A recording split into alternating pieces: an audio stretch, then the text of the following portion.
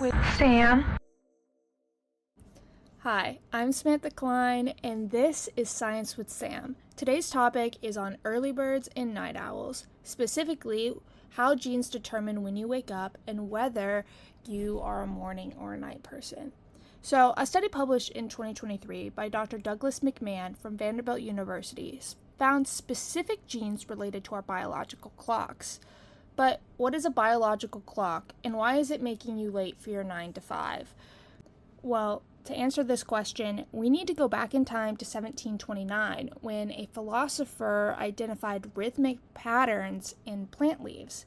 The philosopher was named D. Mariano. I am pronouncing that wrong 100%. But basically, he placed a plant in front of a window and observed that at the exact same time every day, plants would open and close their leaves in response to something. He wasn't sure if this was an environmental cue, a behavioral pattern, or if it instinctually knew when to close its leaves or open them. So he wondered if he put the plant in complete darkness and didn't provide it any light stimulus or temperature stimulus, what would happen?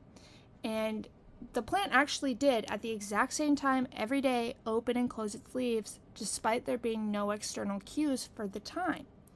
This was our first real example of rhythmic daily patterns and what will later become known as a circadian rhythm. The next relevant study wasn't conducted until 200 years later in 1922 when Kurt P. Richter designed an ethically questionable experiment on rats. So he basically put rats in total darkness for multiple days to observe their sleeping and behavior patterns.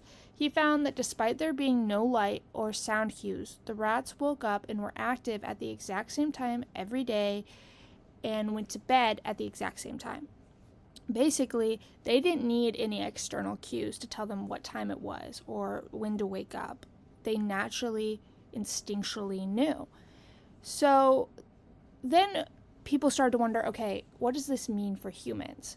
And the term circadian rhythm was coined, and it's basically a self-sustaining rhythm that persists without any external cues.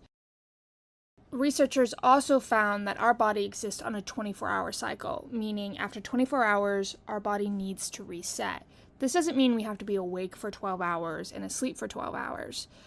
In fact, our body synchronizes with local light and dark cycles, and that's how we're able to adjust for longer summer days and longer winter nights. But Dr. McMahon and his colleagues made this groundbreaking discovery of specific genes that are related to when our biological clocks kind of start up. In fact, being a morning person or a night person is encoded in your genes. So if you're a night person, then no matter how much sleep you get or how hard you try, your body is going to want to sleep later and go to bed later. Your clock is still on the 24-hour cycle. It's just pushed back compared to a morning person's clock who is pushed forward. But researchers are still trying to understand the effects of going against your biological clock. If you're a night owl and waking up early for something like a 9 to 5, how does that affect you metabolically and cognitively? Right now, researchers have no idea, but are working towards finding answers. So remember, next time you're late for your 9 to 5, just blame it on your genes and your biological clock. I'm Samantha Klein, and this has been Science with Sam.